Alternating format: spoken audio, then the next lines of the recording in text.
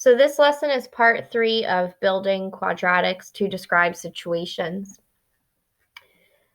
So those of you that have me for Math 1 know that I love which one doesn't belong. So I'm going to give you a minute to see if you can come up with one explanation for each graph. Go ahead and pause and come back and see if you agree or if you had something different. So for letter A, it's the only graph that has y values that do not change. B is the only graph where we are increasing at a constant rate. C is the only graph that is discrete. And D is the only graph that does not have a y-intercept of 2. It's also the only continuous graph that is curved. So the next thing we're going to do is we're going to look at this scenario where a company is selling movies online and they're trying to come up with how much they should charge their customers to download a movie. So based on their previous information, the company predicts that if they charge X dollars for each download, then the number of downloads in thousands is 18 minus X. So they've filled out this first part of the table for us. So our price would be 3. So in order to find the number of downloads, I'm going to take this 18 minus X. So I'll do 18 minus 3. That gives me 15. We're going to just focus on our number of downloads column first. So if my price is 5, we're going to end up we're going to get 13,000 downloads. For 10, 18 minus 10 would give us 8. 18 minus 12 would give us 6. 18 minus 15 would give us 3. And if it was $18 for download, we would get no downloads. And our equation for that would be 18 minus X. Now, in order for us to take this information and determine the revenue, I'm going to take the price that we've charged, the number of downloads we expect, multiply them together, and that will be my revenue. So 5 times 13 gives us a revenue of $65,000. 10 times 8 would give us 80. 12 times 6 would give us 72. 15 times 3 would give us 45. And then 18 times 0 would give us 0. So equation-wise, what we were doing is we were taking our price per download, which is X, and multiplying it by our number of downloads, which is 18 minus X. So our equation would be X times 18 minus X. So the next thing we're going to look at is the relationship between the price of the movie and the revenue. So I'm looking at my X column and my revenue column. We're going to plot the points, the price per download, and the revenue in thousands of dollars. And we're going to end up seeing what price we would recommend to charge for this movie. Now, I also included the downloads on our picture, just so that you could see that our downloads were, in fact, a linear function. But what I'm going to look at here are these red dots. So because of this shape here, I notice that the revenue function is, in fact, quadratic. Now, if I go back to my table, if I took this equation right here and I did distribution, I would have X times 18 and X times negative X. So I would end up getting 18X minus X squared. And because we have that squared term, we know that it would be quadratic. So going back to my graph, If I want to look for the highest revenue we can make, the best we could do, I'm looking somewhere over here because I know that these red dots are going to create that arch, that nice curve for a parabola. So based on my graph, I'm going to say probably somewhere between maybe 8 and 10 for my download price.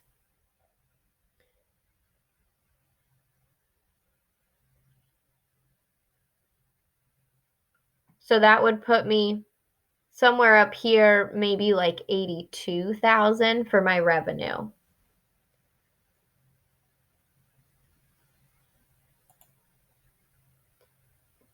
So here is our graph based on that previous question that we were looking at. So some things that we could ask you about this type of graph.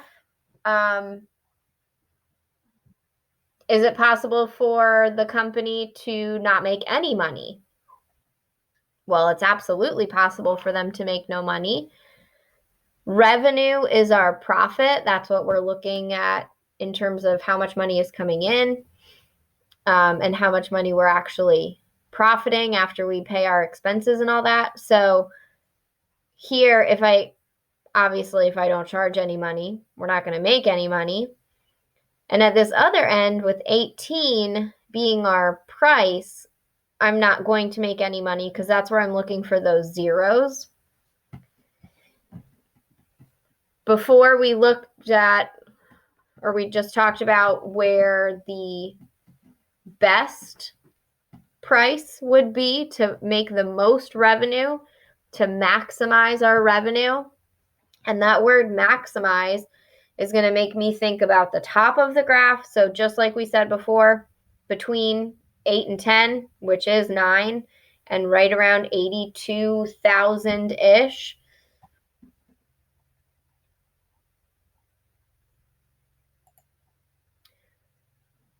So some descriptions that we could potentially talk about when we talk about any quadratic function, not necessarily that previous profit question. Being able to find a domain that's appropriate. So if we're talking about what would be appropriate for a domain, first of all, I would need to consider if my values could be both positive and negative. If time is my input, then I know that my outputs always, then my input values for time always have to be positive because I can't go backwards in time. If it's a price that we would charge people for something, well, I couldn't have a negative price for that because then we would be giving the customer money, which wouldn't make sense.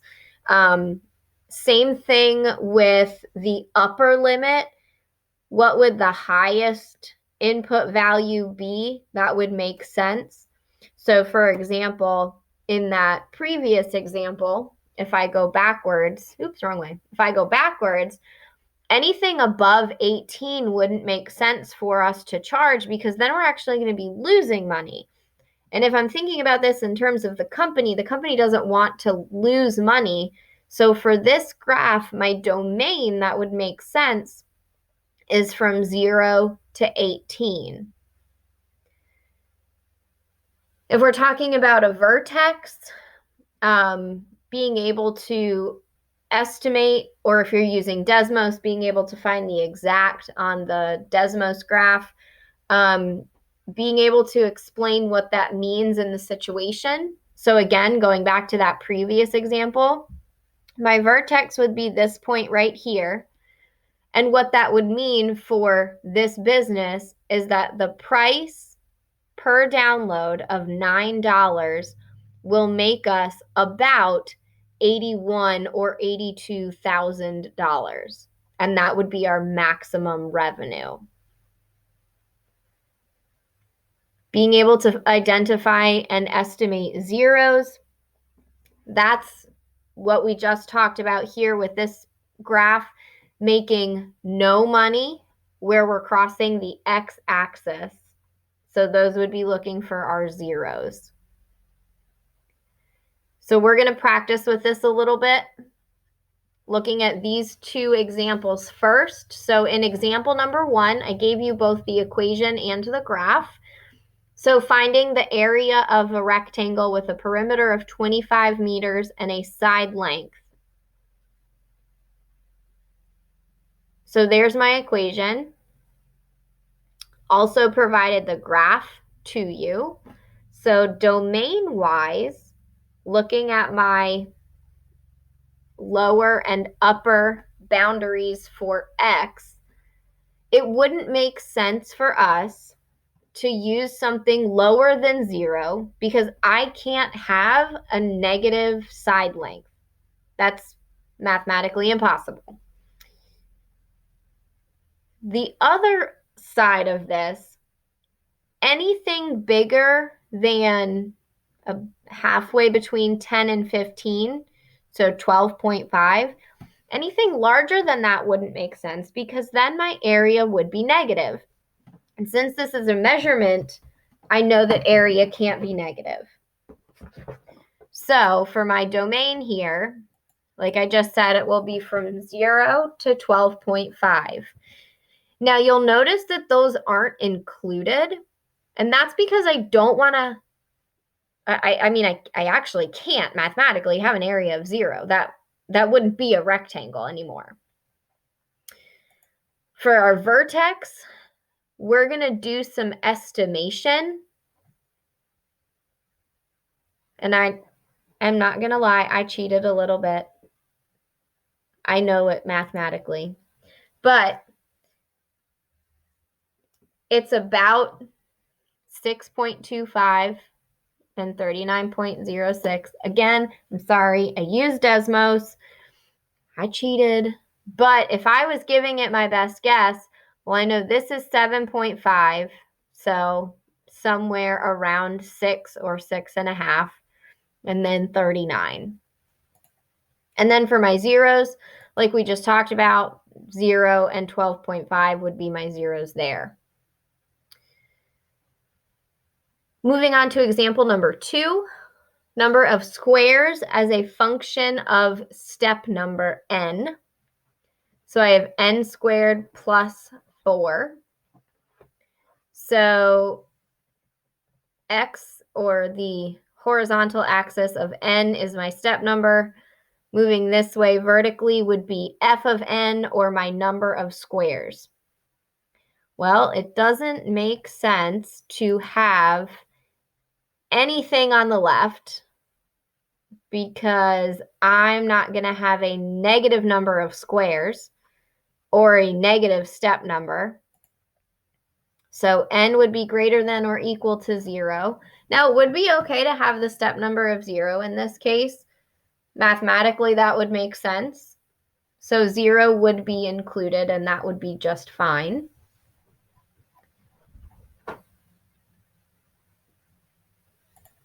For my vertex, in this case, it's a minimum. It's the lowest number. That would be my number of steps at, or excuse me, my number of squares at step 0.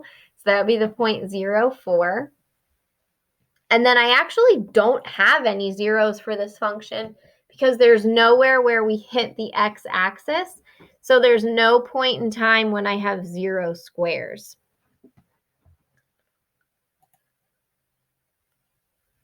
I apparently forgot to animate this, but that's okay. We're just going to make the most of it. So this graph on the left for number 3 is very similar to the one that we looked at in class yesterday. If my equation is 16t squared, that 16t squared tells me I'm dealing with something that's falling using gravity. Now, this is the distance that it has fallen, which is why it's this increasing quadratic function. So again, since I'm dealing with time as my input here, a negative value for time does not make sense. We are not Doctor Who. We cannot go backwards in time. So we have to use all of our positive values for x, or for t. Our vertex will be the origin. If I haven't had any time go by, I haven't had this object fall at all. So my vertex would be 0, 0. And that also would be our only 0. Conversely, for number 4, this is looking at how high it is above the ground, which is why it's that inverted parabola, because I'm starting at the height of the building and I'm looking at how much height I have left to fall, or how much distance I have left to fall to get to the ground. So again, negative time doesn't make sense. Can't go backwards in time. The time when we're going to hit the ground, which would be our 0, is our maximum time that we would use for our domain, because anything down here would mean that we were in the ground, which wouldn't make sense. And then our vertex, 576, represents the height of the building that this object is falling from. So in general, the zeros of the functions tell us when an object has hit the ground, or if we are at time 0, what our initial height would be. It also might tell us a variety of things. How many seconds has it taken us to get to the ground, or what our price would be for a DVD if we made no money. Vertex. The vertex could tell us a variety of things as well. It could be our starting height if we're throwing an object off of a building. It could be our maximum profit. It could be the highest point that the cannonball will reach if it's launched from a cannon. So again, the vertex is one of those things that tells us maximums and minimums, but also it's so important to remember the context in which we're dealing with that vertex. Dealing with an appropriate domain, we need to make sure we consider if it's time, it has to be positive. If it's length or width, again, those have to be positive. Those are things that cannot have negative input values. And then if there's some type of largest X value or input value that, for profit, for example, that all the way to the right value before our graph started to go into the negative Y values, that would be my last possible input value that would make sense, because we don't want our revenue to be negative. So those are just some examples of things we might need to think about.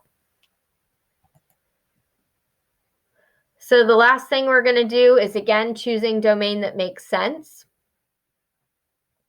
dealing with modeling revenue, and talking about vertex of the graph and the zeros.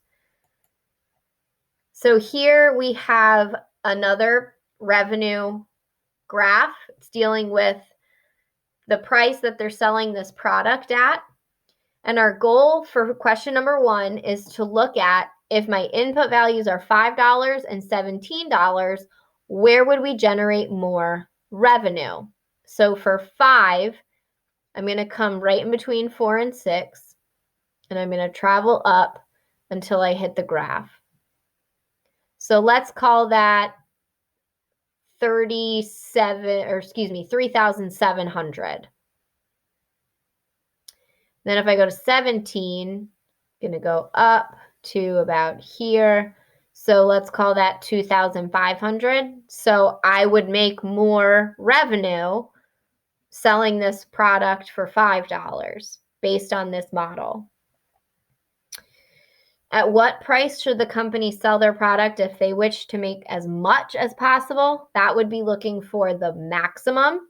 So I'm going to look at this vertex here. I don't care how much revenue they're going to make at first. The first part of the question asks me for the X value. So they would be charging $10 and their revenue would be $5,000. And then my appropriate domain would be 0 is less than or equal to P, which is less than or equal to 20.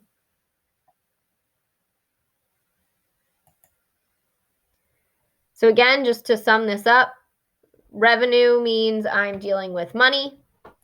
I'm selling something, so I don't want my input values to be anything that gives me a negative revenue, because that means we owe people money. That is no good. So, okay, here we go. An example, selling raffle tickets. D is the price of dollars that it's going to be for selling these tickets. And then R is our revenue that we get collected. So we're going to multiply the price times how many tickets we think we would sell. This is my graph here. I can see very clearly my maximum. I can make a pretty good estimate as to what that might be. I can see my possible input values here.